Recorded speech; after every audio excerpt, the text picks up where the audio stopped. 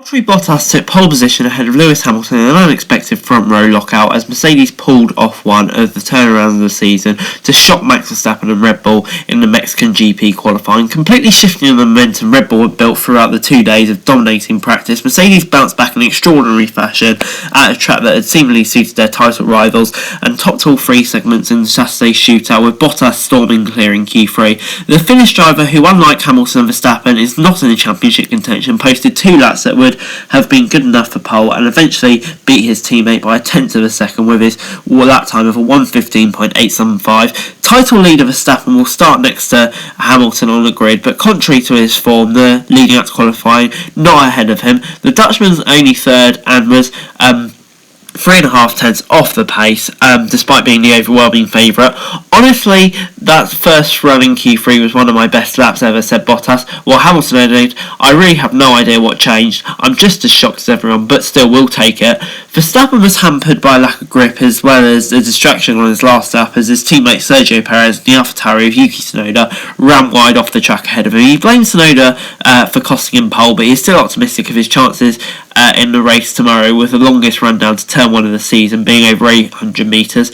Of course this is not amazing, but I think it's still better than starting second, said Verstappen, who leads Hamilton by just 12 points with 5 races remaining. Perez was 4th in the other Red Bull ahead of Pierre Gasly, who was aided by the slipstream by the grid dropping Tsunoda. McLaren also utilised the tow by using Lando Norris, another one of the 5 drivers with a penalty this weekend, to hunt Daniel Ricciardo, although the Australian still placed 7th behind Pierre and Carlos Sainz in a Ferrari. Sebastian Vettel qualified 11th but will start 10th thanks to Norris's penalty, though his teammate Lance Stroll had a much more disappointed day after a heavy crash at the start of Q1. He was already due to start from the back of the grid, but now may be subjected to a pit lane start due to car damage. That was a very powerful statement from Mercedes and London performance from Red Bull, said Martin Brundle, and he aptly summed up Saturday's qualifying in a pecking order refresh that not even the most optimistic of Mercedes fans could have predicted. Red Bull, already favourites coming into the weekend, have had a 4/10 advantage at the end of Friday, while just a few hours before qualifying had extended that practice lead to well over half a second. Even Hamilton admitted Mercedes were all planning simulations on starting 3rd and 4th for Sunday's race, but Red Bull did not even get close to sealing their first front row lockout of the season, and while Verstappen had shown signs of pace through Q1, Q2 and Q3, fell flat via 1 poor lap and 1 disrupted lap. We got Tsunoda, said team boss Christian Horner. Sky F1's Todd Kravitz suggested other reasons for the turnarounds were increasing temperatures, leading to a lack of balance and rear wing issues, which the team were working on prior and during the shootout. Horner, however, insisted that the Mexico City change-up was more down to Mercedes' gains on a rapidly improving track than Red Bull falling back as the world champions turned the tables, just as the title challengers had done 2 weeks ago in Kota.